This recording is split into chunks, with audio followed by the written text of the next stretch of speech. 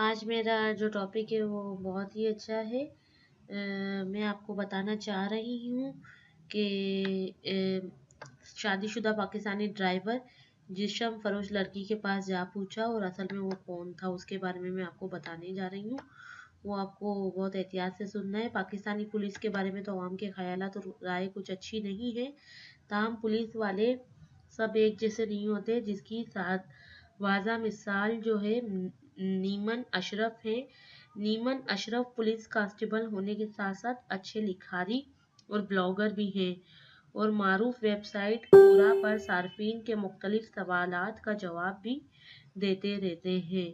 और इन्होंने अपनी सर्विस के दौरान पेश आने वाले चंद दिलचस्प वाक़यात के बारे में भी बताया है, जिन्हें जानकर सार्फिन बहुत महफूज हुए।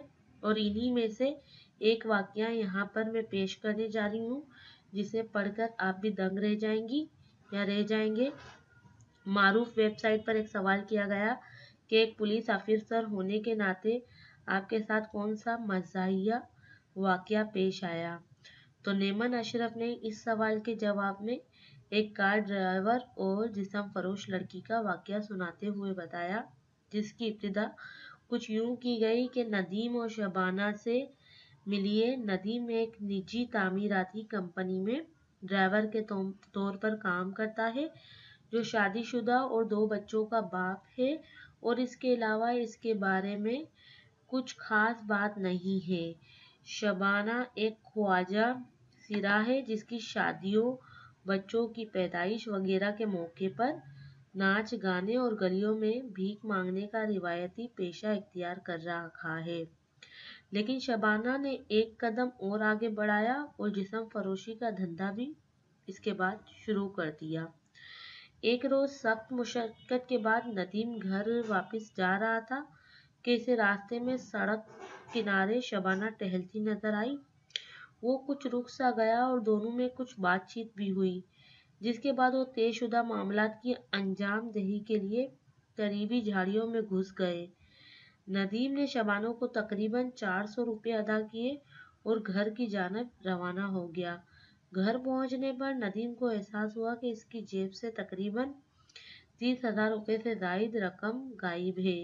ये रकम इसकी 2 महीने की तनख्वाह थी, जो इसे आज ही मिली थी, और यकीनन इसे ये भी पता था कि इसका जिम्मेदार कौन है और किसने पैसे चोरी किए। चंद रोज तक इस मामले की अपने तौर पर तहकीकात करने के बाद नदीम पुलिस स्टेशन आया और रिपोर्ट दर्ज कराकर शबाना को गिरफ्तार करवाकर यहाँ पर मामला मेरे सामने आया। इससे पहले जो कहानी बताई गई है वो इस मौके पर सामने आई। दोनों का मौक़िफ़ सुनने के बाद इनकी मदद तो नहीं कर सका। अलबत्ता नदीम से पूछा, ज़रूर कि तुम शादीशुदा हो? इसने कहा, हाँ, मैं अपनी बीवी और बच्चों से प्यार करता हूँ। एक संगीन गलती थी, मैंने शबाना के साथ सिर्फ बोस और किनार किया और इससे ज़्यादा कुछ नहीं। लेकिन इसे मेरे पैसे चुराने का कोई हक नहीं है। ये मेरे पैसे जो है वापस करे या फिर जेल जाए। लेकिन मैं तुमसे ज़्यादा इत्तेफाक नहीं करता, लेकिन हैरान हो रहा हूँ, तुम शादीशुदा और 2 बच्चों के बाप होने के बावजूद शबाना के पास क्यों गए? मुझे ये बताओ कि तुम क्या अक्सर ऐसे मामलात में मुलव्विस रहते हो? अगर तुम्हारे घर वालों को इस सब के बारे में पता चल गया तो क्या होगा?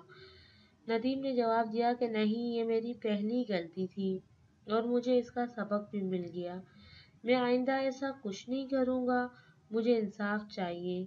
शबाना से जामिया तफ्तीश के बाद मुझे ये यकीन था कि इसने वाकई नदीम के पैसे चुराए थे और वो मुजरिम है।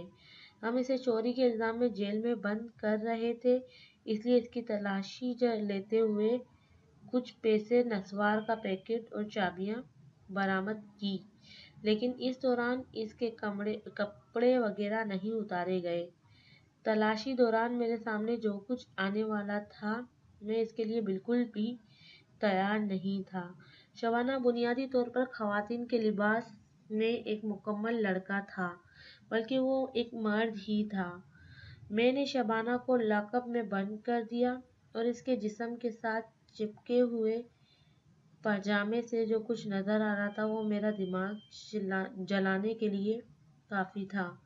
ندیم کو اگلے روز آنے کا کہہ کر بھیج دیا گیا، لیکن چند گھنٹوں بعد معلوم ہوا کہ وہ نہ صرف تھانے میں ہی موجود ہے بلکہ سلاخوں کے پیچھے موجود چور یعنی شبانہ کے ساتھ گفتگو بھی کر رہا تھا۔ میں نے ان کے قریب چلا گیا اور گفتگو سننے کی کوشش کی تو میرے کانوں میں آواز آئی کہ اگر تم مجھے یہاں سے باہر نکلوا دو گے تو میں نہ صرف تمہارے آدھے پیسے واپس کر دوں گی بلکہ تمہارے ساتھ ہمیشہ کے لیے جنسی تعلقات بھی قائم کر لوں گی اور تم میرے خاص گاہک ہوگے اور ہم بہت کچھ کیا کریں گے۔ یہ سب کچھ سننے کے بعد میں خاموشی سے وہاں سے چلا گیا اور اسی رات ندیم نے اپنا مقدمہ واپس لے لیا اور شبانہ کو چھڑوا دیا۔ ندیم نے کہا کہ ان کے درمیان معاملات طے ہو گئے ہیں اور شبانہ کے خلاف کوئی کارروائی کرنا نہیں چاہتا۔ میرا رد عمل تھا کہ کیا تم اب